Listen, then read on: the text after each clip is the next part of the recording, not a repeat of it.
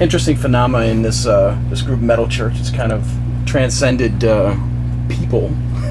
Absolutely. For many years, yourself included, coming into that. Yes. How does it feel to kind of join an entity that's, just much bigger than the people involved? Well, it's an honor, I mean, Metal Church is a classic traditional band that has quite a legacy. And the thing that makes it work, and the thing that I personally think the reason that we've been so well accepted, this new lineup from 2003 on, is because the precedent was set in Metal Church a long time ago for lineup changes, but the musical integrity has always remained extremely high, and the glue that binds it all together is obviously Kurt Vanderhoof's songwriting and production and guitar playing, which has been consistent throughout all the albums. So with that precedent being set with lineup changes in the past, it kind of leaves Metal Church as an entity that can exist, tour, and record with different personnel over the years. I mean, there's been really 3 major lineups and a few minor lineup changes, but each one has been consistently great and held true to the same ideals, and the songs bind everything together. So I think a couple things that make this lineup work is the chemistry of the guys. We all like each other, we get along great, and it shows on stage when you play. And then plus Ronnie's a great frontman and a great singer, so he can sing the Mike Howe and David Wayne stuff, yet he's coming into his own finally with his own unique style, which is not too drastically different but very unique unto itself.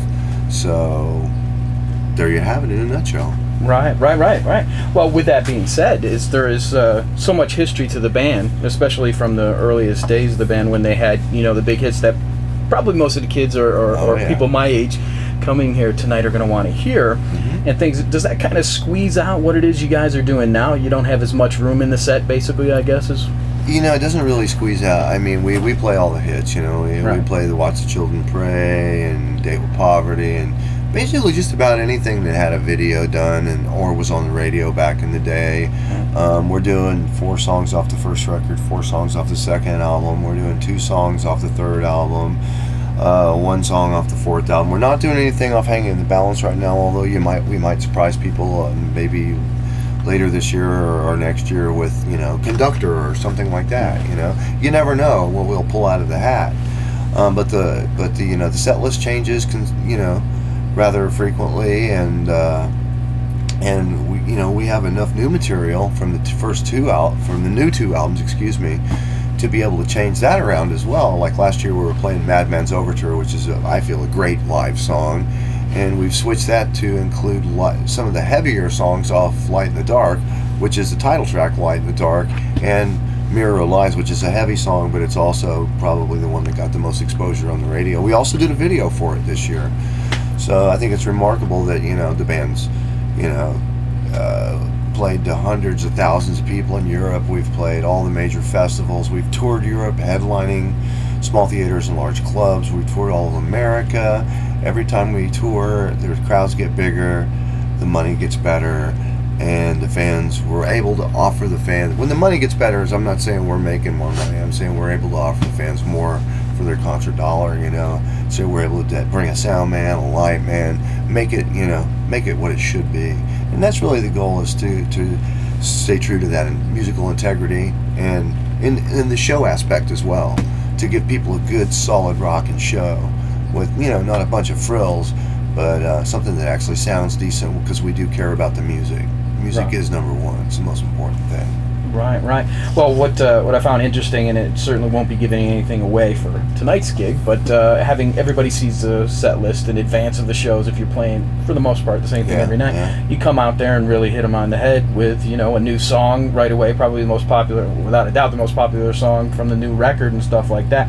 And that kind of seems, what I've been able to read and suss from other people, is that really sets the tone for the whole night. It just never, there's no real it's like time a for hammer. ballad. It hits you. And we do Watch the Children Pray and Gods of Wrath, which are not really ballads. No, they're power metal songs, but they have great musical diversity, and those clean parts allow Ronnie a chance to express his vocal diversity and add dynamics to the music and to the show.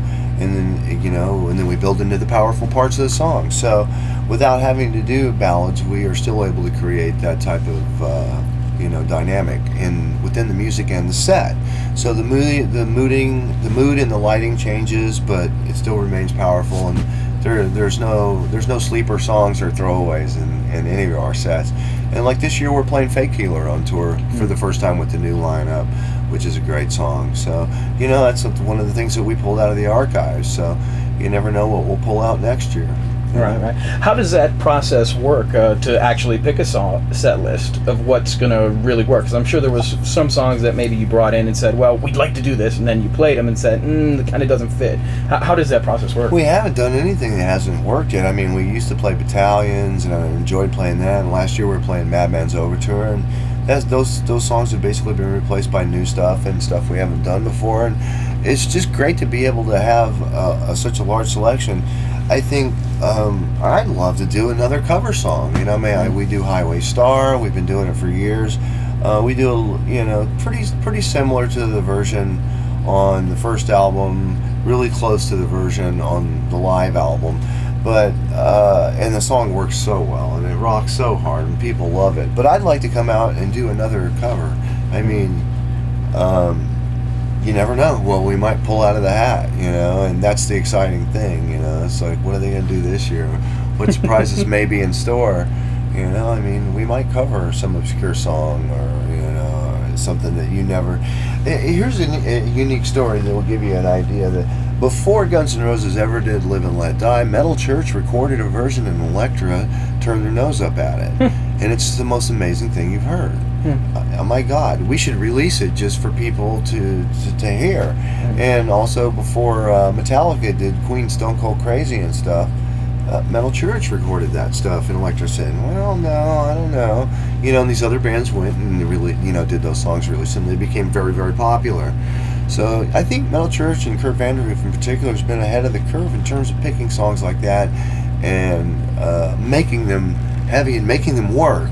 So really there's no end to what we could do with even a pop song. We could make it metal and make it like, a classic is the song that, for example, I think another band that pulled a good move was Disturbed with the song they have on the radio right now. It's a Genesis song, right? I mean, you never know what could be turned into metal, so... And when we're doing the new record this year, we're actually even talking about doing a bonus disc of just everybody picking a cover or two, and maybe like the first 5,000 or 10,000 records you get as a bonus disc with covers. Right. So that would be a pretty cool thing, I think. Just Without a doubt. Yeah, a special thank you to the fans. First people in the stores get the limited edition double disc version. So we're actually talking about doing something like that. I don't know. And that. Spurs activity on eBay of people going in and buying every copy they can get their hands on and selling it for $200 on eBay. I know. It's with my other thing, Malice. It's like there's a 4-song EP we put out after we broke up, and you have to pay $30 or $40 to find a 4-song EP now if you can find it on CD. Right. So I'm gonna try to bootleg it. But I didn't say that. Yes, I did. That seems to be actually a popular thing. I remember sitting with somebody. It doesn't matter who it was, but I was sitting with somebody, and they had literally lost, or the master tapes of all the stuff, all the music that they owned, was in storage of the record company, and they're like, well, we can't find it and stuff. And the guy's like, well, it's ours, and we want to re-release it. They actually had to go out and buy their own CDs, and then try and remaster them so that they could issue them on other CDs. And of course, the sound quality is, you don't have as much control, of course. But that seems to be actually, I've heard that happen much. Hey, there's some amazing bootleggers out there. Such as the case with Malice. I know that Metal Church is bootleg. There's a lot of live stuff out there, some live CDs, which are not some of the best shows. We should probably bootleg ourselves and put out some of our better live shows. Deep Purple. But but for example, the Malice, when in the beginning and License to Kill were not available on CD, some company not only released both of them on CD before Atlantic reissued them, but they included 5, 6, 7 bonus tracks on each CD, and I don't know who the hell did it or where they found all this stuff. They even had recordings that I had lost. So it's just amazing what these bootleggers got going on. I'd like to find out who they are one day.